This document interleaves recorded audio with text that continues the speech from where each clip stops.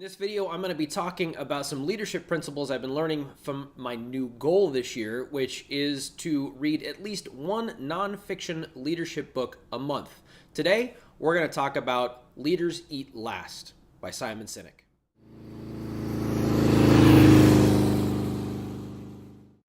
Hey, what's going on? This is MC from MCPD Studios. Welcome to the Motor Cop Mindset YouTube channel and my videos on leadership as a new FTO going into FTO school here in a couple of weeks as I record this, and then jumping right into having a trainee. I decided it was a good idea to really take my leadership studies and leadership skills to the next level. So I have set this goal of reading one nonfiction book, leadership book, every single month. And this month I have started with Leaders Eat Last by Simon Sinek. We're going to jump into the content here, but I'm not even going to get to Simon's part of it. I'm going to start with something I discovered in the foreword of the book. I'm going to read you a little bit of a quote here from the guy that wrote the foreword, and that is George J. Flynn, Lieutenant General, U.S. Marine Corps, retired. And in his foreword, he writes, "You must know your people and realize they are much more than an expendable resource. In short, professional competence is not enough to be a good leader. Good leaders must truly care about those entrusted to their care." Now, I got to say, the general is right on the money. Just because you have title, you have experience, you have competence in your chosen field, does not mean you are a good leader. Good leaders really start with caring about those that you lead. Leadership doesn't stop when you punch out, and it doesn't start when you punch in. It is with you all the time. You have to show that you care about the people that you are leading. Now, it doesn't matter if you hold rank, and I'm talking about sergeant, lieutenant, etc. If you have stripes on your arm, bars on your collar, the chief's stars, whatever you have, you can be a leader just as a regular old beat officer, or if you are in fire and EMS, the lowest probie, you can lead from wherever you are. Now, how can you do that, you ask? Very simple. Show people that you work with that you care. If you're a beat cop, for example, one way to be a good part of a team and to start taking a leadership role is answer up for calls. If something, in another beat's really busy and that guy's just getting absolutely slammed, you can be a leader. You can take the reins and start answering up for calls in a beat that is not your responsibility. Caring is a lot easier than you think. It's simply putting yourself out there. It's being vulnerable. It's stepping up when things need to be completed. It's showing people that you want to pitch in and help with the team. That's what a work environment or a home environment is all about. Here at MCPD, my wife and I are a team. We lead this home.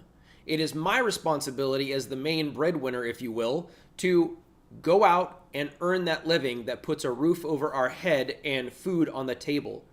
My wife's, in her business, she has done amazing things, and she is starting to be a leader in her space, in the professional organizing space. And the benefit of this is that her income has gone up and up over the years, and she's really contributed to a lot of extracurricular stuff that we're able to do now that we couldn't do when we were relying solely on my income. One of the things that has always bothered me about the three disciplines, fire, EMS, and police, is it's full of type A personalities, or at least so they say, right? You've got your knuckle draggers, people that just want to, kick in doors and take bad guys to jail and roar and be tough and all that. And that's great. And there's a spot for that. But the problem is that oftentimes we see caring as a weakness. At least that's the stereotype.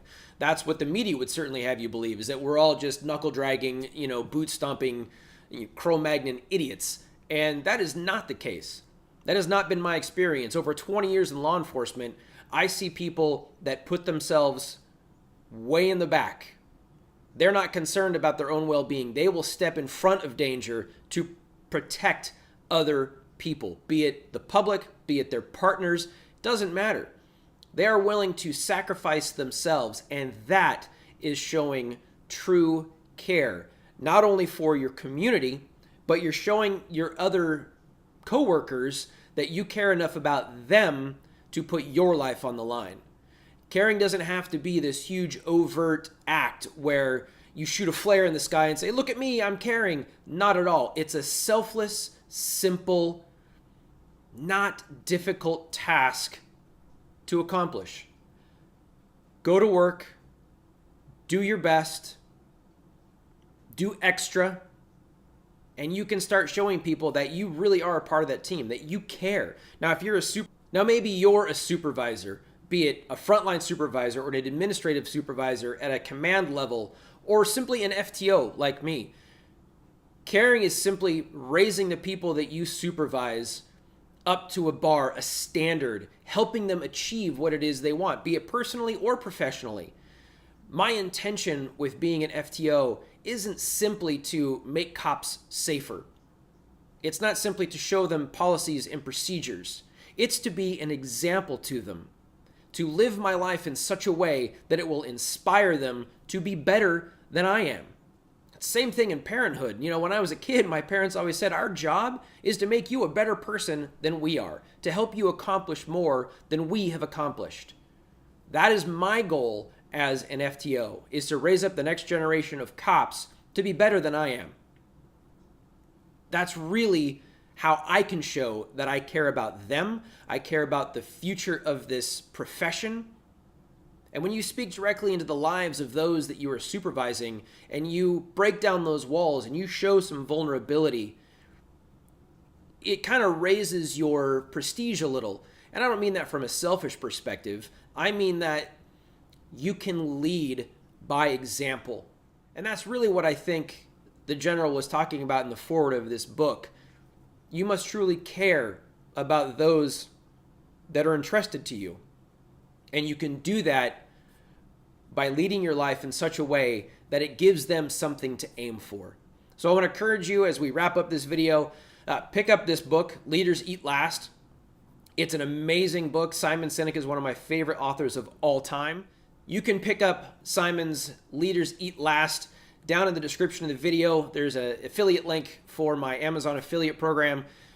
Doesn't cost you anything, and I get a few cents if you go through my link to buy the book. I got to tell you, Simon is one of my all-time favorite authors, and this book, as we'll see in future videos, is chock full of incredible wisdom that can help you raise your leadership to the next level. Until then, this is Motor Cop signing off from MCPD, and we'll talk to you soon. Cheers.